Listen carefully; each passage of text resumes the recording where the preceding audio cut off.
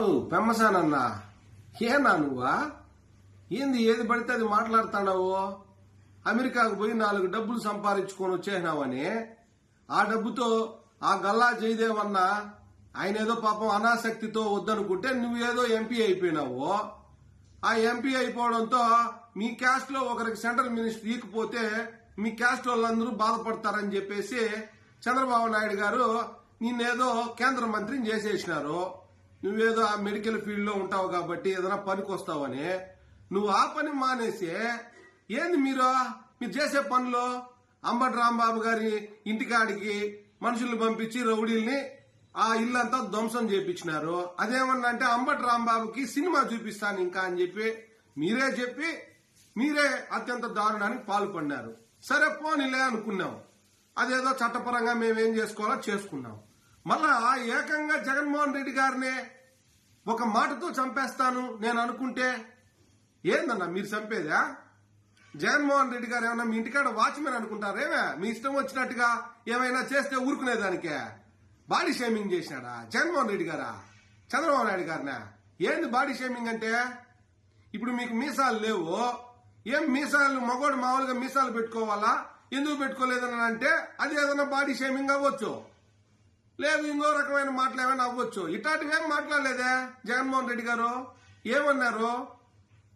మీ ముఖారం దాన్ని చూసి పరిశ్రమలు రావయ్యా, వనరులు ఉంటేనే పరిశ్రమలు వస్తాయి అని అన్నారు.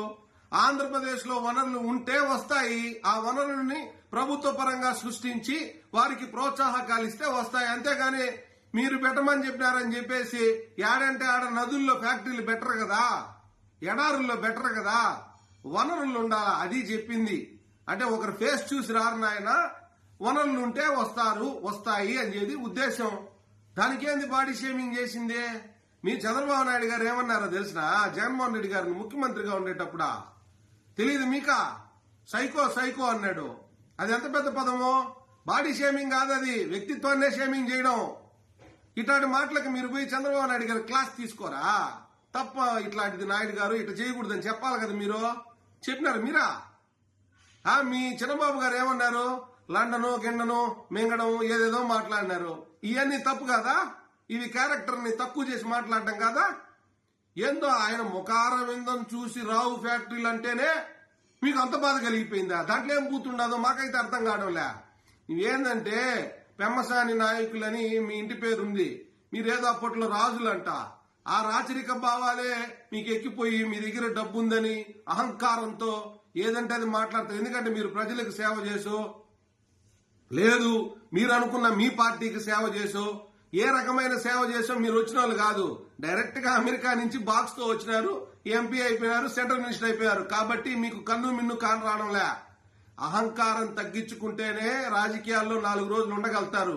నీలాంటి ఆయారాములు గయారాములు ఎన్నో సంవత్సరాలుగా ఈ 16 ఏళ్లలో వైఎస్ఆర్ కాంగ్రెస్ పార్టీ పుట్టినప్పటి నుంచి వస్తా ఉన్నారు, పోతున్నారు.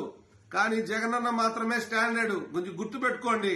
మీకేదో చంద్రబాబు నాయుడు గారి దగ్గర మెప్పు రావాలని, మీరేదో భయంకరమైన నాయకత్వం చూపిస్తున్నారనే మీకు పేరు రావడం కోసం మీరు జగన్మోహన్ రెడ్డి గారిని మాటతో చంపేస్తారా? ఏం చంపడం అంత తేలిక అనుకుంటున్నారా ఏందే? కొంచెం జాగ్రత్త అన్నా, నోరు సంభాళించుకొని మాట్లాడండి.